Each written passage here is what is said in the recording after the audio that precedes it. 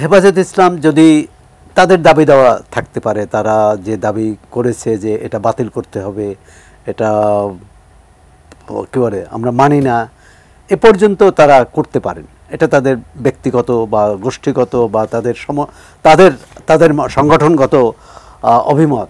কিন্তু যদি বলেন যে এই নারী সংস্কার কমিশনের প্রতিবেদন যারা তৈরি করেছে, যারা সুপারিশ করেছে, তাদেরকে গ্রেপ্তার করতে হবে, তাদেরকে দেশ থেকে বের করে দিতে হবে, তাহলে সেটা কিন্তু আর মানে সেটা কোনোভাবেই গ্রহণযোগ্য হয় না। কারণ সেটা হচ্ছে এক ধরনের তার শক্তি দেখানো, মানে অন্যের প্রতি শক্তি দেখানো।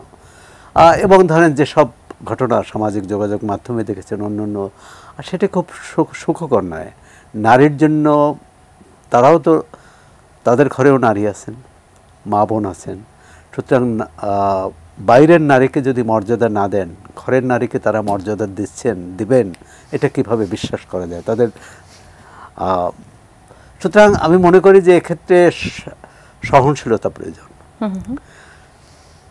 ইসলাম কিন্তু সহনশীল ধর্ম, শান্তির ধর্ম। সেখানে অশান্তি করা, দাবি দাওয়া যে কেউ করতে পারে, বিরোধিতাও করতে পারে। আর তারা এমন কি বলেছেন, হ্যাঁ আমাদের যে পারিবারিক উত্তরাধিকার আইন সেটা ইসলামী আইন অনুযায়ী চলে, শরিয়া আইন অনুযায়ী। একনল হ্যান্ড ওয়াশ 100% প্যারাবেন ফ্রি, তাই নিরাপদ হাতের জন্য আস্থা রাখুন একনলে। এখন সেটি আমরা দেখছিলাম বর্তমানে ইসলামিক যে দলগুলো আছে তাদের প্রতি কিন্তু বাংলাদেশের মানুষেরও একটা অন্যরকম দৃষ্টিভঙ্গি তৈরি হচ্ছিল। সেখানে নারীকে যদি আলাদা করে রাখা হয়, যে বিষয়গুলো তাদের এক ধরনের ইসলামী দলগুলোর প্রতি ওই অর্থে যদি বলেন এক ধরনের মানুষের সমর্থন বাড়ছিল।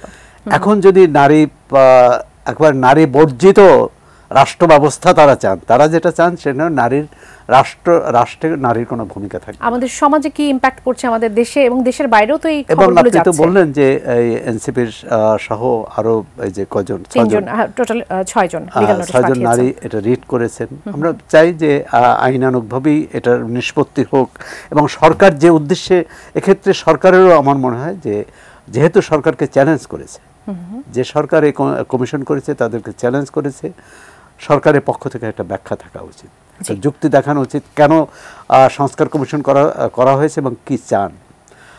দেখুন, কোনো সমাজে নারী পুরুষ সমন্বিত শক্তি ছাড়া এগোতে পারে না।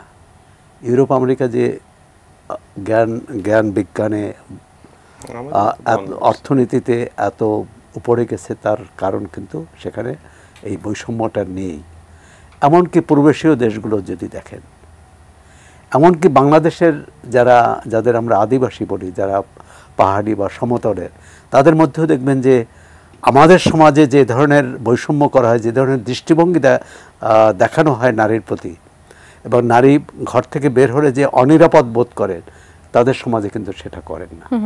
সুতরাং এটা দীর্ঘ হাজার হাজার বছর, শত শত বছরের একটা আমাদের যে মূল্যবোধটা তৈরি করতে পারেনি, যে নারীকে মানুষ হিসাবে দেখা, নারী হিসাবে নয়।